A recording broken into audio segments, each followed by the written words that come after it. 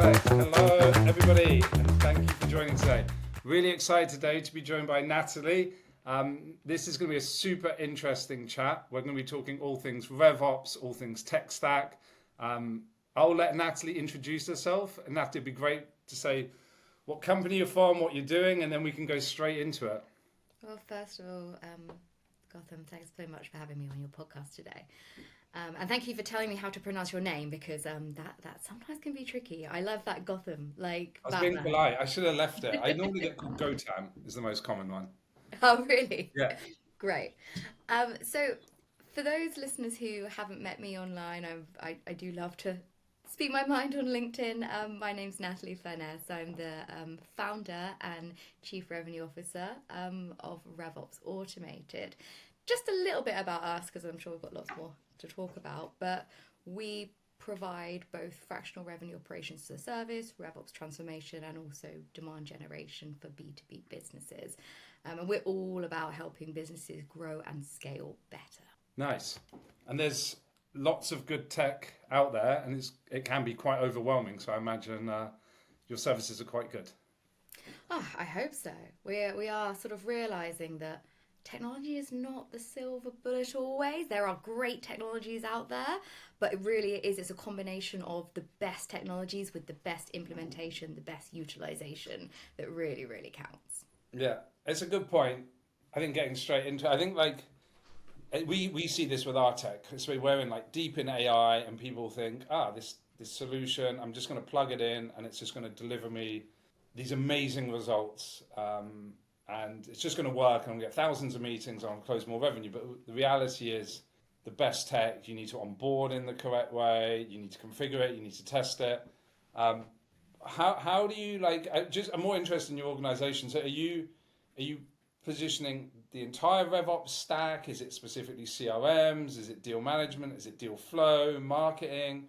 Where do you kind of fit into all of this? Yeah, so we have a range depending on the business, really. So we start with, when we're working with the smaller businesses, more the startup to scale ups, people that are focusing on that grow motion, we tend to be focused. We have one demand generation service that really focuses on generating guaranteed quality leads. And we use a range of tools to deliver this. It's usually based around sort of a really engaging B2B specialist webinar. I'm not going to give all the secret sauce about how we do this, but we do it with a combination of LinkedIn, an amazing platform called Contrast, and then the CRM of whatever the person has. So that might be HubSpot, Microsoft Dynamics, Salesforce, one of those, and we tap everything in there. So we get that end-to-end journey, kind of like generating the leads and turning them into opportunities and closing them. So that's our kind of little offering for that part of the funnel. And then later on, as businesses move into this like past growth at all costs, so they're growing and they've got funding and they're growing, and then all of a sudden an investor says, so how much is a cost per lead? How much does it cost to acquire a customer? Where are your leads coming from? What's the attribution of your revenue?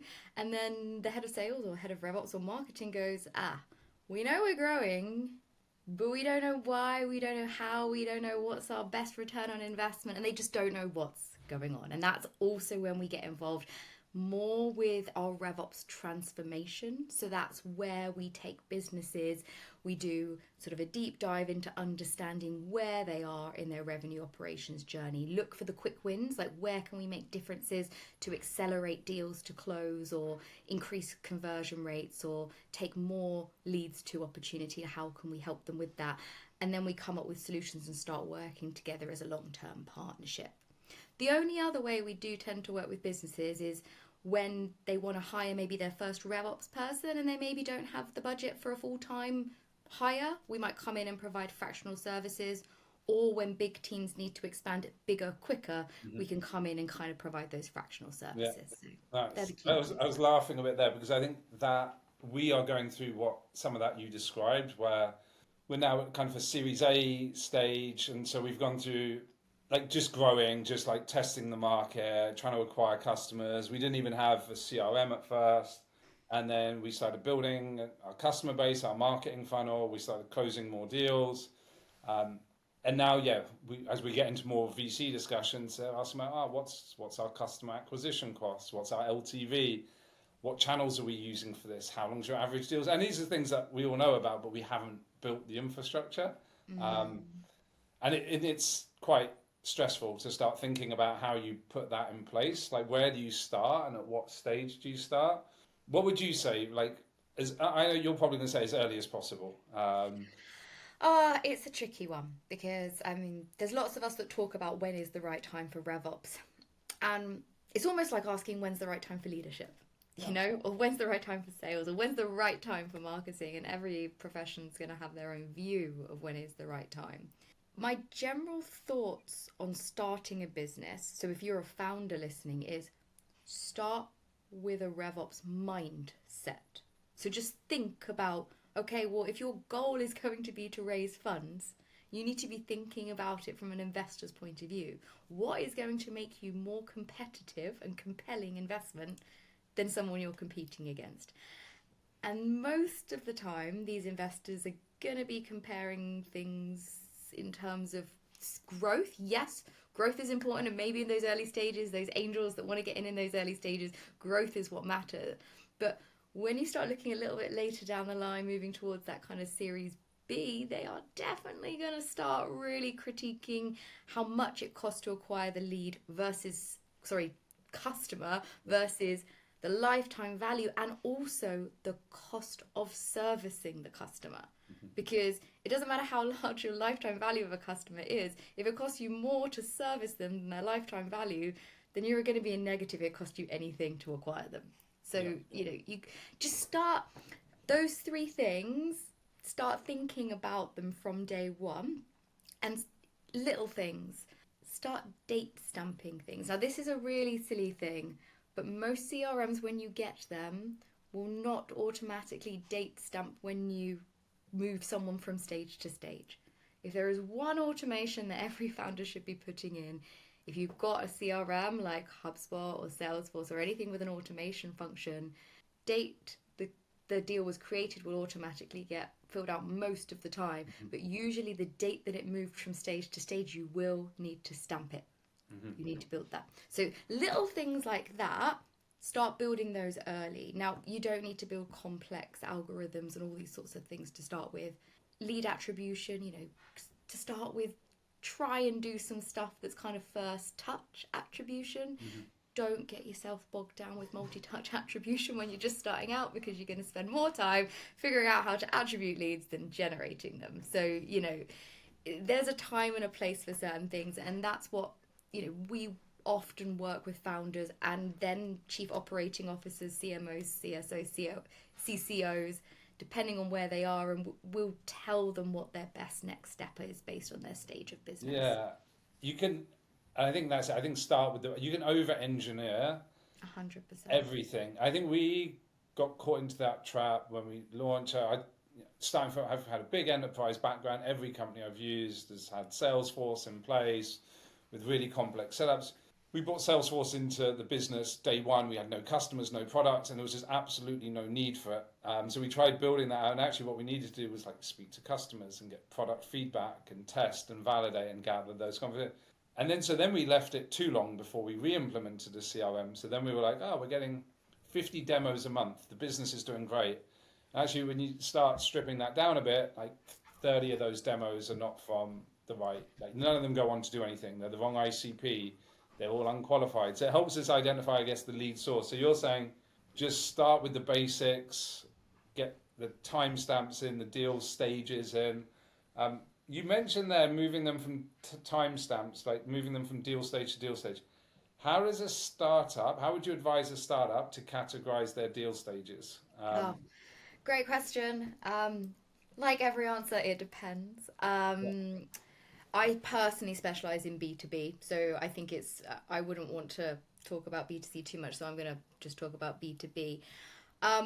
Depends which platform you have as well. I mean, if you want to get super simple, there's a free version of HubSpot that you just literally turn on and it will give you the stages for you. That's the quickest, easiest way to get something sort of set up. If you want to do some customization yourself, some of the biggest tips I would give is try to stick to less stages if you can, but make sure there is a clear, documented entry and exit definition. The thing that I see people doing wrong is they give it a phase. They're like, contracting phase. What does that mean? Like, does that mean that they have verbally agreed and now they're moving into contracting? Or you can start the contracting stage at any point. So I would kind of use qualified, like making sure they are qualified, and you can of course use BAN or Medic or MedPick or whatever you want to use to get in there, just to let salespeople know. There is a ton of research that says sales reps who document their sales process, as in either MedPick, Medic, BANT, in their CRM, close more deals than those do not. So actually that activity. So for all those sales reps out there, make sure you have at least one methodology you're comfortable using. Then when it's in qualified, you might then want to move it to ready for proposal. When it's ready for proposal, like make it super simple for whoever is reading those stages. But before you build them into a CRM, just grab FigJam or I'm thinking about what are the other ones that are out there at the minute. I use FigJam for mapping processes, but there's also all sorts of free tools you can use to map your processes. But say it as it is, Sit down together, say, okay, well, first of all, we work them. So lead being worked. Next, we get them ready for a meeting. So they've agreed to a meeting, so meeting ready. Next, they have come to a meeting and they're qualified. If they're not qualified, they're lost. And then make sure you put a lost reason. That's super important. If you're not documenting closed lost reasons, do that, because you will love it. A few years time, you will love the fact you can look up the reasons why all your deals were lost or won. So qualified, maybe ready for proposal presented. You might actually, in that ready for proposal, that might be when you're doing lots of meetings with people. Proposal presented, verbal commit. You got to commit there, and then you're going to have processes after that verbal commit. One thing I was surprised about when launching my own business and doing it was actually this time between commit and cash. Gosh, does it take time, and there's a lot of friction there. So make sure you've got a good process for getting contracts out that are easy for people to sign, e-signature. You've got a process for sending out that invoice so that you can get that cash.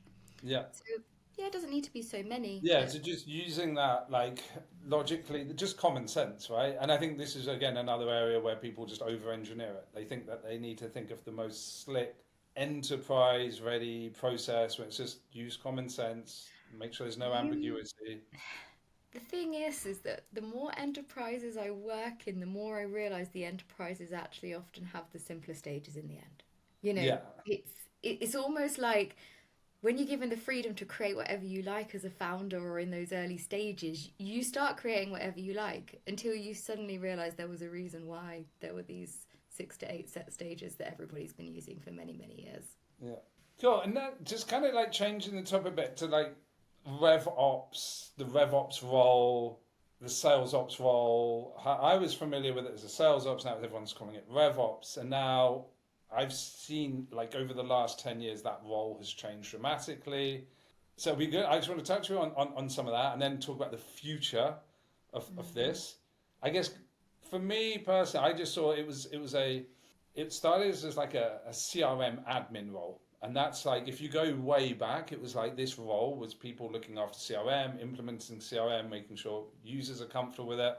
Then the role started getting a lot more strategic. And then I think that sales ops came about, which was starting to get a bit more strategic. And then the sales ops role became like the CFO wanted to help with this, the CRO wanted to get in. And then suddenly this RevOps role, sales ops role became a RevOps role. And it's now becoming probably one of the most important functions within any organization. And I've seen this transition of power happen where now the RevOps people are reporting directly into the CFO, the CEO, the CRO, and they are almost becoming the single source of truth around managing territories. I'm seeing different teams reporting to them.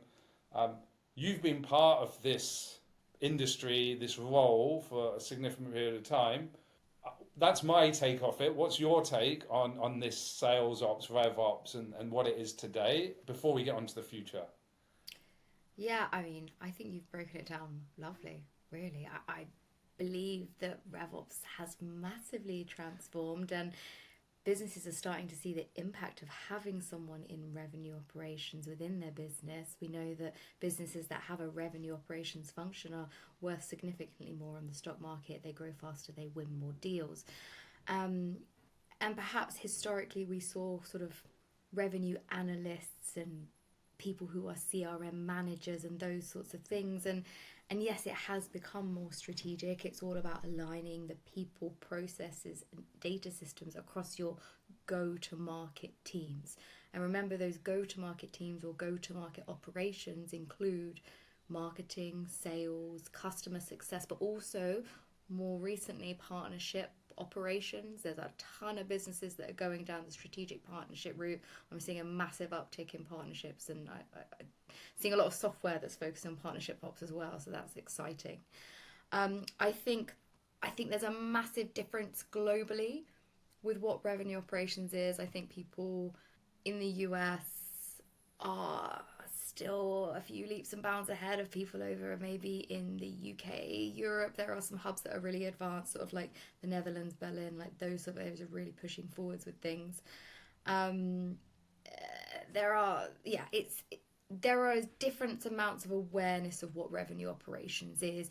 Typically, if you're in the tech space, if you're innovative, those are the businesses that are really pushing revenue operations forwards. To be honest, I think we were all enabled a lot by lockdown, by the pandemic, because all of a sudden everything was digitized and you couldn't do sales meetings anymore, and marketing became more important, and we had to get this better alignment between sales and marketing. So I think that's helped us. So yes, I And very what much. is like in today's world, what is like a really good, like without having a big RevOps team, let's take a 50-person tech company or like something, where there's probably one RevOps person and Yep. that one RevOps person's wearing lots of different hats. What what is like the best possible RevOps person look like in that sort of company? What are they Oh, doing? What does their week that look like? oh God, that's such a hard question, because I'm doing a talk on this about what's the perfect person for robots? What background do they have? I know we've talked about the importance of having some sales experience, and while I agree having sales experience is important, teams that I'm finding are more siloed are those that have pulled revenue operations from sales ops only, who don't have experience of the end-to-end funnel. What's important is that your revenue operations person has extensive experience across operations in general, across multiple teams. Ideally, they might have done marketing role themselves, they might have done a sales role, they might have done customer success role, and they might have realized at the end that actually they didn't like any of those individually. It was the operations they liked and the connection between all the teams. I i feel that the best rev ops leaders have experience across all three areas of expertise in some way. They might have just worked in retail when they're young, so they understand what selling is.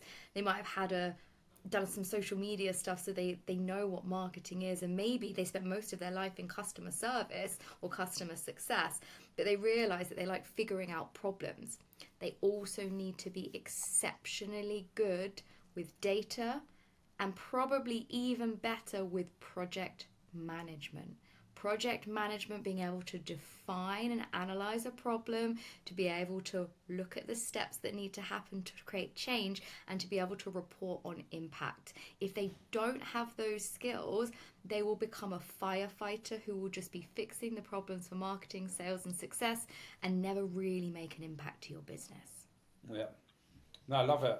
Yeah, and I think I think as you went through that, like, yeah, having sales experience, having some marketing experience, and I think this is the changing role. Like 10 years ago, it would have just been more for like a technical role who can run reports in a CRM system, but they didn't have that cross-functional experience. So sometimes, sales would fall out with the sales ops people because they would. I know that there was like, what was the word? I can't remember. It was the sales prevention department as well. I was at one company, and that's what the sales team called the ops team. They would slow down deals, and that's changed. I think that mindset, I haven't seen that in years. It's very much like, how can we get this over, how can we get this deal over the line faster? How can we enable our reps to be more higher performing?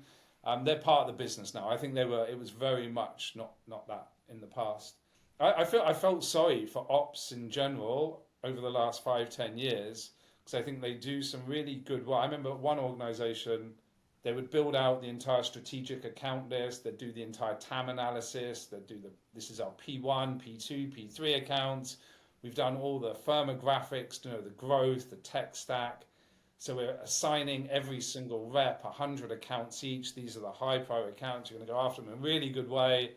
And they would do all this great, hard, intelligent work, and then it would get past the rep, and they did absolutely nothing with it.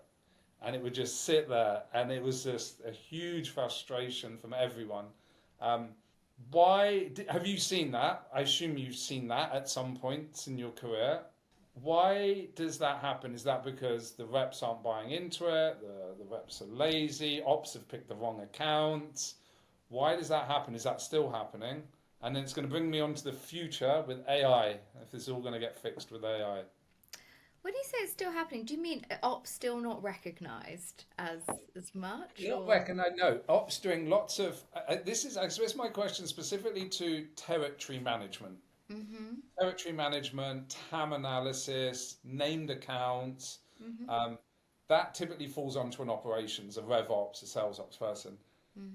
No one is actioning. I'm just making a massive blanket statement, but those, in a lot of companies we work with and we see, those accounts don't end up getting worked. So the team is doing... Okay, I understand so now. the ops are doing all this hard work, intelligent work, spending days and days and days, weeks, months, and then it doesn't get actioned. So all of that work is effectively worthless. Yeah, I mean, I could come up with many hypotheses for this. I don't have the answer to this question, but I'd love to share my thoughts on it.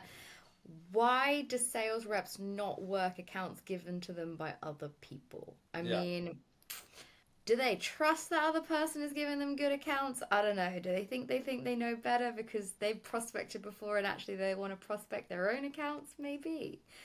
Are we giving sales reps too many accounts at one go, and therefore they're not getting the time to work them before we give them another load, and then actually what we end up having is like 50% of our CRM hasn't been worked?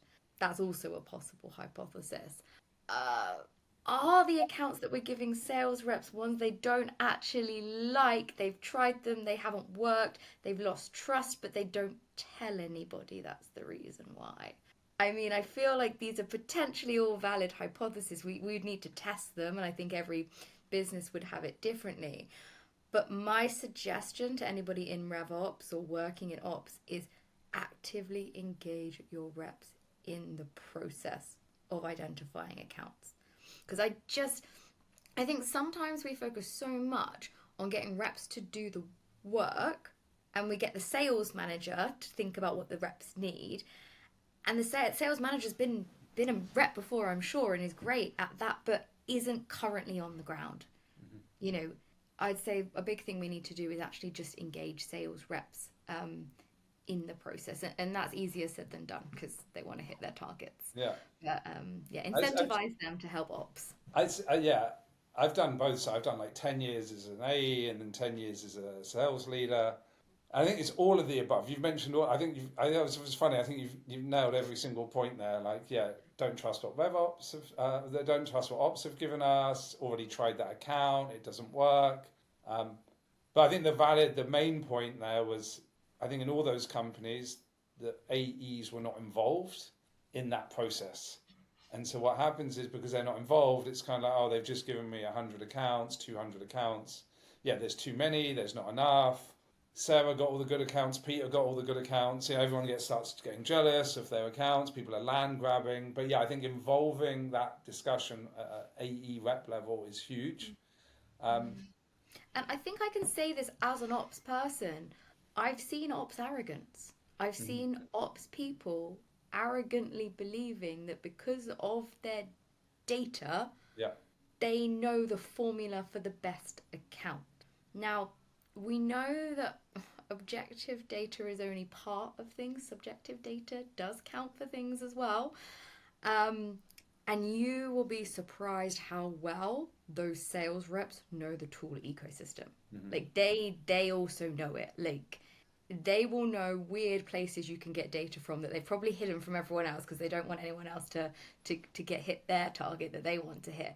So these people are very knowledgeable. Yeah. So if you're an ops person, schedule some one-to-one time with sales reps. You will be surprised what you learn. Yeah, yeah. No, I've seen that. It's interesting. It's making me think more about how to align. And actually, so now coming on, and again, I'm biased with AI and like how AI is going to, it's not going to change. No one's going to.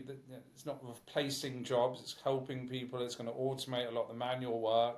But obviously, a huge opportunity for AI to transform ops, Revops, because it's such a data-driven role. You're looking at so many things with lots of so many things. How have you used AI? Where do you think the use case for AI is within Revops?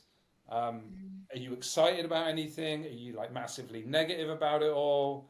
Like, what's your kind of view of it? I know everyone's talking AI, but we have to ask you. No, I think I like talking all new technology. Yeah. I was very much involved in the blockchain scene back in 2015-16. So I like I lost like loads of writing. money to that. Let's not talk about anything like Well, I got out at the right time, let's say. But I like following the trends. I would say I like being involved with it, but I try not to get too hyped. I think getting too hyped about things can be dangerous for all of our health. I've definitely been there. I think the crypto bubble was one I definitely fell in, and yeah, that was a bit of a crazy time. But AI, I started using AI in 2020, I think was the first product I used within business. Copy AI, I'm very much a big fan of what they were doing. All this idea of kind of like creating copy for websites, emails, things like that, or social media posts, they did quite a lot of stuff. I signed up to their app and started using that back in sort of 2020 and thought it was amazing. So I'm dyslexic and sometimes have some of these like blocks around writing things and trying to get things out, which is part of the reason why I'm so vocal on LinkedIn, because it's the way I practice writing. So if you see any typos, that'll be why. And I think AI allows you, particularly if you've got a lot of stuff going on in your head, to find clarity for sure. It's very good if you want to sort of say, I know I want to write about this topic and I want some ideas, brainstorming for trends or things like that. It's great because it will give you a list of things and then you can go faster. I think AI is really powerful when it's paired with a human with serious, deep expertise. The AI can look up all the data online. It can pull information that it's got access to. Remember, it's got access to a lot of stuff that's not great, as well as stuff that's great, and that will affect its modeling. I think it's great for that. I've seen I've written some amazing blogs with it. I wrote one specifically focused on clinical governance in healthcare and doctors, because I come from a clinical background. So I was able to coach the AI to produce me something that was SEO optimized and wonderful, but probably not something that someone that didn't have expertise in the clinical space could do. So I think that's powerful. Definitely seeing some stuff with some prospecting emails. It's funny because I can tell when my team is sending me stuff from AI, and I actually advocate for them using AI tools within our business. We've got ChatSpot as well, the HubSpot product, which is actually in the back end of HubSpot, so you can actually use that to look into what's happening in your CRM and give you some insights. I think a big plus, if it's done right for Revops, will be AI for looking at forecasting modelings, to understanding which deals are more likely to close, the probability, identifying ICPs. I can see a massive space in there, but it will only work for businesses who get their data right in their CRM. If you are collecting a large amount of data, if you're making sure it's up to date, if you are adding granular data to deals, if you are using platforms and CRMs that are connected into your phone, into your video conferencing software, into your emails, and you're pulling all of that together, you're creating a data lake that you can put AI into and model from it. If your data is all over the place in silos with different stories told everywhere and it's unaligned and it's rubbish, the AI will model what it tells you based on rubbish. Yep. And you put rubbish in and you get rubbish out. So I think if anything now it's even more important to think about data hygiene and the way that you're capturing and acquiring data. Because if you want to be ahead when these AI models get really powerful, that's what you're going to need to have. You're going to need to have decent data lakes. Yeah, yeah. And that's, I think there's three bits there. I think you mentioned forecasting, ICP, and then obviously like the data hygiene part. And obviously for forecasting, if you can have all of the Gong minutes and transcripts or call recording, you don't have to use Gong, and you have all of the email data, and you have the company size, the average deal size. You've effectively got like the best AI sales coach on top of those deals to say, this deal isn't going to close. I remember, I don't know how well you know Clary or you've used Clary. Yeah. I remember when Clary came out, I don't know when it came out, I used it 5 years ago. So it was really good because it gave you a deal score, but it also gave you, what I liked it for was because it told you how many emails in have you had, how many emails out have you had. So I could see for one of my AEs who'd be forecasting a deal for this month, but he hasn't received an email in like 3 months. So it was quite clear, and it was a really nice way to see what's going to close. And now with AI, I think it can go even further. The other area you said was ICP. Where do you think AI can help within the ICP part of things? Oh, I mean, I've got some thoughts on it, maybe some slightly dystopian thoughts as well. So my thoughts are, of course, if you are getting as much information about your humans into your contact records on your CRM, and then you're closing deals and they're associated with them, we will be able to look back and start modeling true personas and potentially looking for lookalikes, the way that we've got these black boxes on Facebook that find lookalikes, and you look for lookalike audiences when you're doing your PPC. I don't think it's good. We're basically just moving into the space that advertising for B2C has been in a very, very long time. So we're in the B2B spaces, we're a bit behind. But the other thing I think is worth thinking about, and this might be worth thinking about when you're selecting your software provider who is using AI, is how much of their own customer data do they have access to?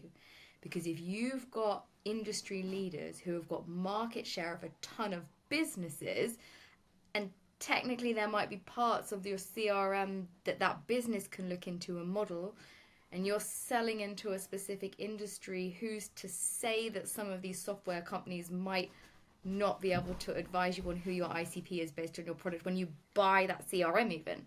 Because they're the people that hold all the data about our deal pipelines. Yeah. What are they going to tap into? What are they going to be able to look into and discover about us? And then how are they going to use it? I'm not sure about that yet, but there's some exciting things around the corner. I think like for Revops, it's going to be one of the most interesting like B2B roles. It's going to completely, everything's going to change in the next like 3 to 5 years. I think we talk about the SDR. We see the SDR role will move more into, we'll automate a lot of the email sending, the ICP, the lead discovery. A lot of that manual work will get moved, but the SDR role will still exist, but it'll be focused more on high value tasks. So one thing we're seeing, this is kind of like coming into the final question here. This is one thing we're seeing. We sell a prospecting solution, right? And we are seeing more, and I've not seen this before, 80% of the people we deal with now are Revops managers. And they are now responsible for driving outbound. And I've only seen this in the last 6 months, 3 months even. And so it made me think about that 100% makes sense, that maybe a data-driven Revops function own it. And then maybe the SDR's role is as a prompt engineer. It's to create highly effective, personalized prompts based on that data. So now all that hard work that Revops do.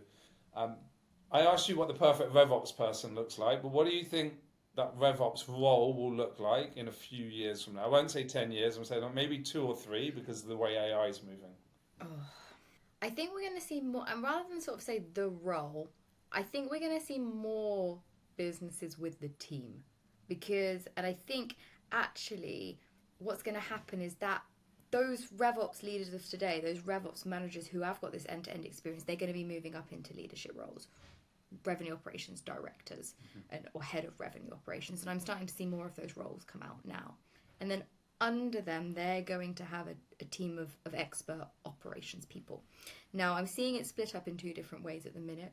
Either marketing ops, sales ops, customer success ops. I'm not seeing so many partner ops, but I feel like that's going to be coming in more.